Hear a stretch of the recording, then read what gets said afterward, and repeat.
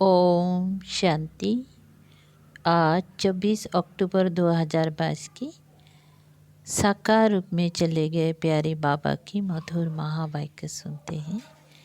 प्यारे बाबा बोले, मीठे बच्चे, बाप की मददगार बन सबको नई दुनिया का पुरुषार्थ कराओ।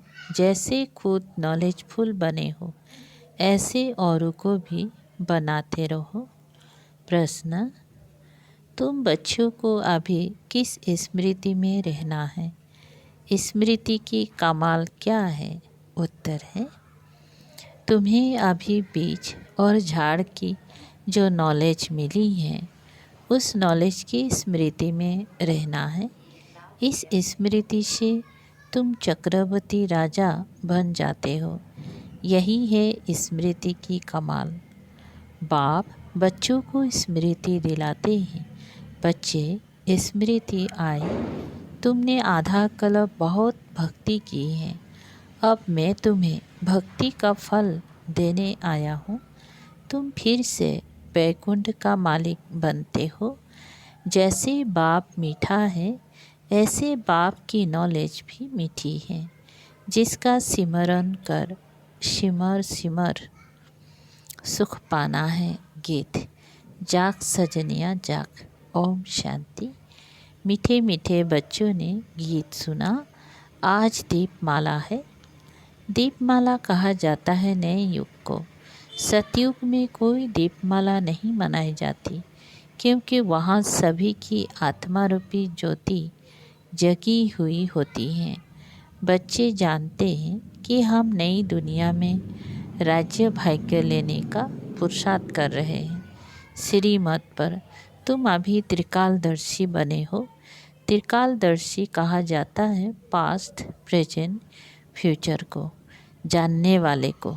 तुमको अब तीनों कालों की नॉलेज है, तो तुमको औरों को भी समझाना है। खुद भी कांटों से फूल बनते हो, औरों को भी बनाना है। पास्ट की हिस्ट्री, ज्योग्राफी को जानने से फ्यूचर क्या होने वाला है वह भी जान जाते हो। फ्यूचर को जानने से पास्ट, प्रेजेंट को भी जान जाते हो। इसको कहा जाता है नॉलेज। पास्ट था कलयुग, प्रेजेंट है संगम युग, फिर फ्यूचर सतयुग त्रेता को आना है। तो तुम बच्चों ने इस चक्र को जान लिया है और नई दुनिया में जाने के लिए पुरुषार्थ कर रहे हो और औरों को भी पुरुषार्थ कराने में लगे हुए हो। बाबा के मददगार बन। बाप ही सिकलधे और तुम भी सिकलधे हो, क्योंकि 5000 बरस के बाद मिले हो। तो बाप आया है सजनियों को सिंगार कर नई दुनिया में ले जाने। बच्चों की बुद्धि में ऊपर से लेकर मूल वतन, सूक्ष्म वतन की नॉलेज है। बच्चे जानते हैं कि कौन कौन धर्म स्थापक कब और कैसे ऊपर से आकर धर्म स्थापन करते हैं। बाप ने तुमको नॉलेजफुल बनाया है। उसको मोस्ट बेलव्ड कहा जाता है। मीठे ते मीठा है। तुम जानते हो कितना मीठा है। उसकी महिमा अपरम अपार है, तो उनके बरसे की महिमा भी अपरम अपार है। नाम ही है स्वर्ग, हेवन, पैराडाइज, बहिश्त। परमात्मा को कहते हैं गॉड फादर, दुख हरता, सुख करता। तो उनको कितना याद करना चाहिए, परंतु ड्रामा अनुसार याद नहीं आता। यह गीत कितना अच्छा है। घर में 3-4 रिकॉर्ड ज़रूर हो। ये रिकॉर्ड भी बाप की याद दिलाते हैं। बाप ही जानते हैं कि नई देवी दुनिया स्वराज्य अर्थात आत्मा को अब राज्य मिल रहा है। लौकिक बाप द्वारा जो वर्षा मिलता है वो ये नहीं कहते कि परमात्मा द्वारा मिला है। तुम जानते हो बाप से राज्य लिया फिर गंवाया, अब फिर से ले रहे हैं। सतयुग में गोरे थे फिर काले बने, गाते भी है श्याम सुंदर।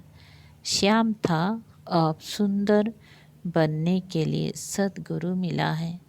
अब सद्गुरु और गोविंद दोनों खड़े हैं। फिर कहते हैं बलिहारी गुरु आपकी, तुम श्री कृष्ण बन रहे हो। बलिहारी तुम बच्चों की, जो तुम ऐसा बन रहे हो वो तो कह देते श्री कृष्ण गौ चराते थे। फिर ब्रह्मा के लिए भी कहते उनकी गौशाला थी। तो गौशाला ना है कृष्ण श्री कृष्ण की ना ब्रह्मा की, गौशाला शिव बाबा की है। अभी तुम बच्चे त्योहारों का रहस्य भी समझते हो। तुम जानते हो कि दीपमाला होती है सतयुग में, वहाँ ज्योति जगी रहती है।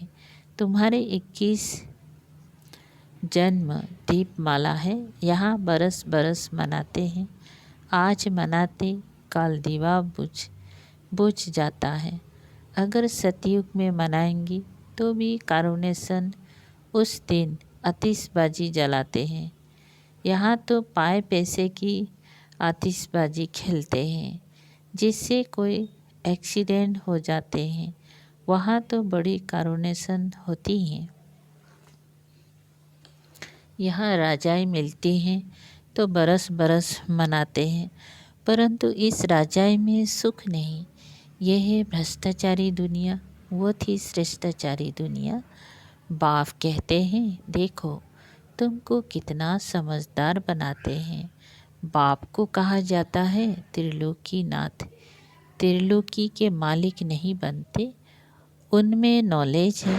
तुमको बैकुंठ का मालिक बनाते हैं। तुमको कितनी खुशी होनी चाहिए। आधा कल्प तुमने भक्ति की और बाप मिला है। बाप अब स्मृति दिलाते हैं, कहते हैं सिमर सिमर सुख पाओ। किसको? बाप को और बाप की रचना की नॉलेज को, बीज और झाड़ को। इस स्मृति से तुम चक्रवर्ती राजा बन जाते हो। देखा स्मृति की कमाल, क्या से क्या बनाती है। इसको कहा जाता है स्पिरिचुअल नॉलेज। आत्मा का जो बाप है वो नॉलेज सुनाते हैं।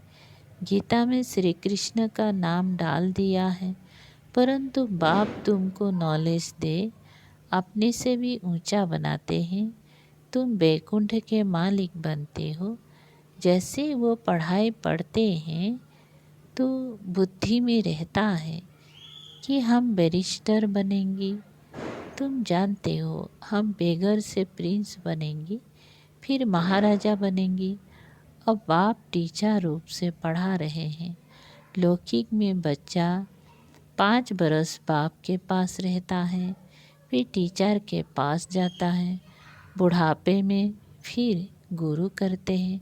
यहाँ तो बाप के बने और बाप टीचर रूप में शिक्षा देते हैं और सद्गति के लिए साथ ले जाते हैं।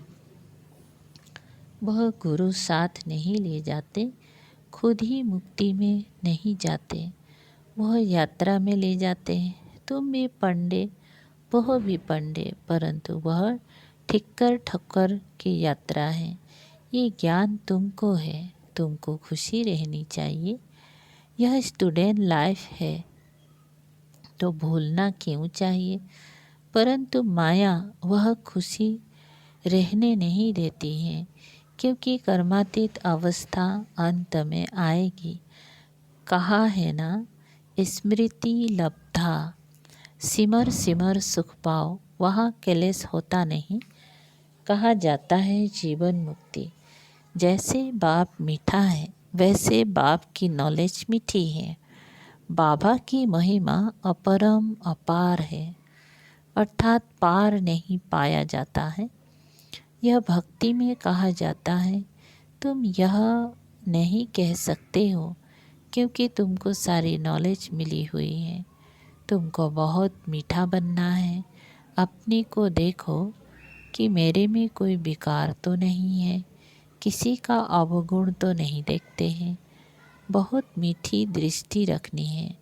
बाबा के कितने बच्चे हैं, सब पर मीठी दृष्टि है ना।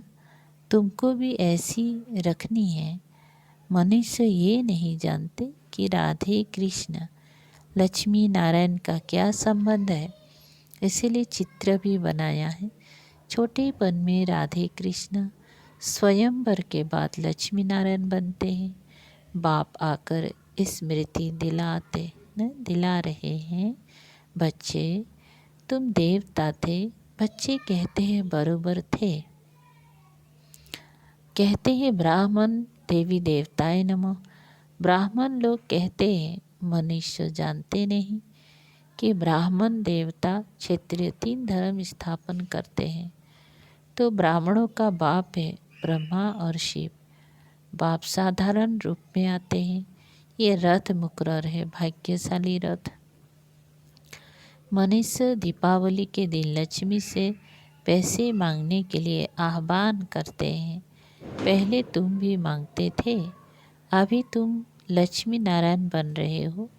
यहाँ पर तो भीख मांगते हैं, चिल्लाते हैं पुत्र दो, धन दो। सतयुग में ऐसे नहीं मांगते। शिव बाबा बच्चों के सब भंडारे भरपूर कर देते हैं। बाप तो स्वर्ग रचेंगे, नरक थोड़ी रचेंगे। अभी नरक में बाबा आया है स्वर्गवासी बनाने। सभी पतित हैं, ये नहीं जानते कि हम नरकवासी हैं। जो स्वर्गवासी थे अब वह नरकवासी बने, अब फिर स्वर्गवासी बन रहे हैं। शिव बाबा आकर अकाल तख्त ये ब्रह्मा है।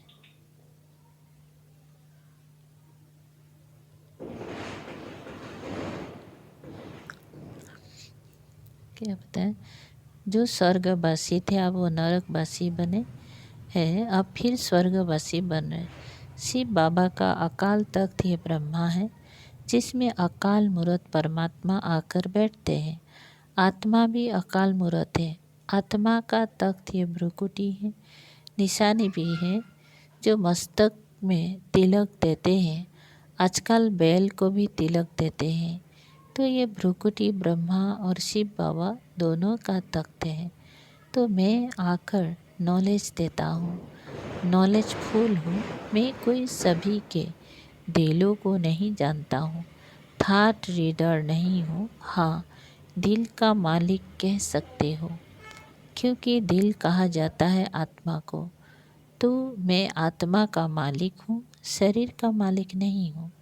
ऐसा साधु लोग कहते हैं ना, मैं मालिक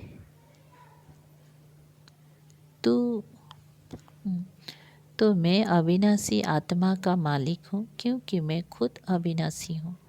तुम विनाशी चीज़ के मालिक बनते हो, क्योंकि तुम एक विनाशी शरीर छोड़ दूसरा लेते हो।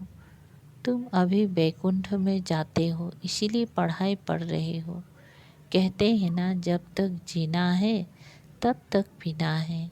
जब पढ़ाई पूरी होगी तब ये शरीर ही छूट जाएगा। कहते हैं कि परमात्मा को संकल्प उठा, सृष्टि रचने जाओ।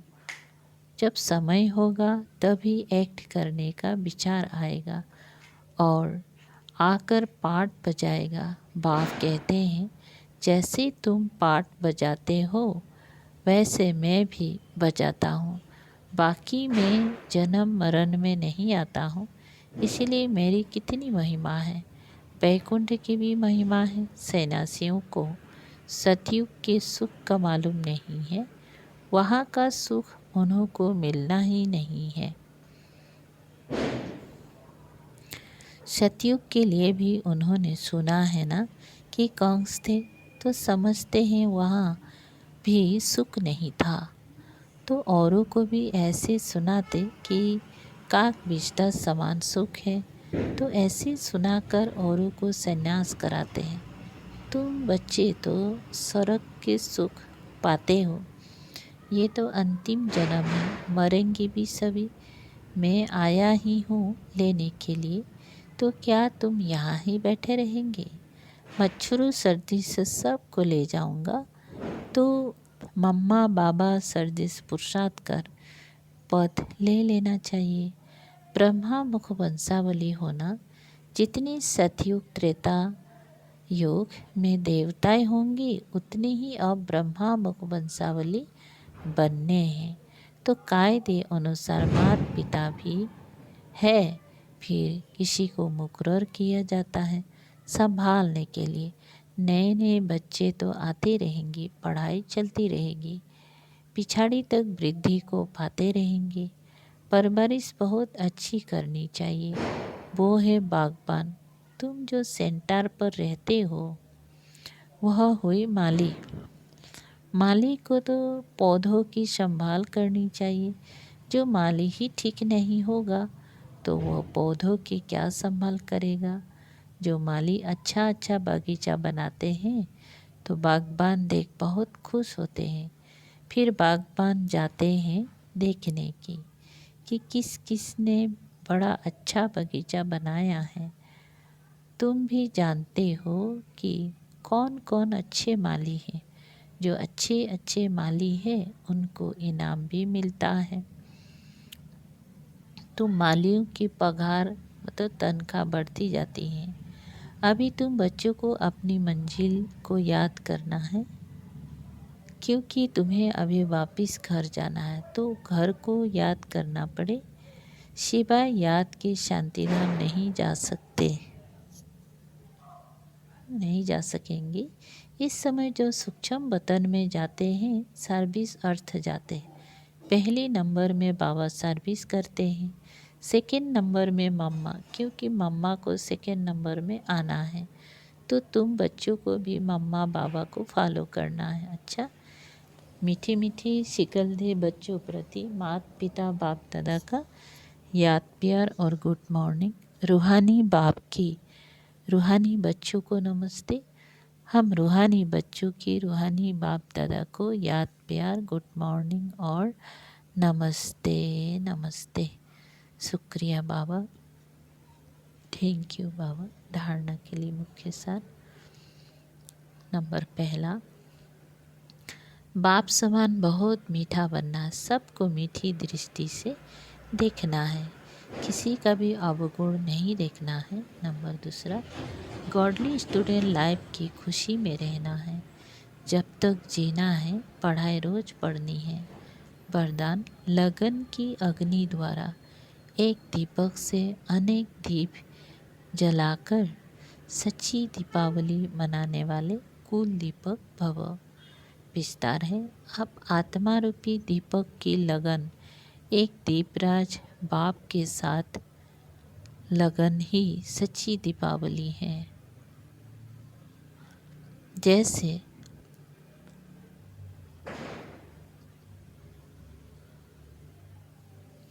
दीपक में अग्नि होती है, ऐसे आप दीपकों में लगन की अग्नि हैं, जिससे अज्ञानता का अंधकार दूर होता है।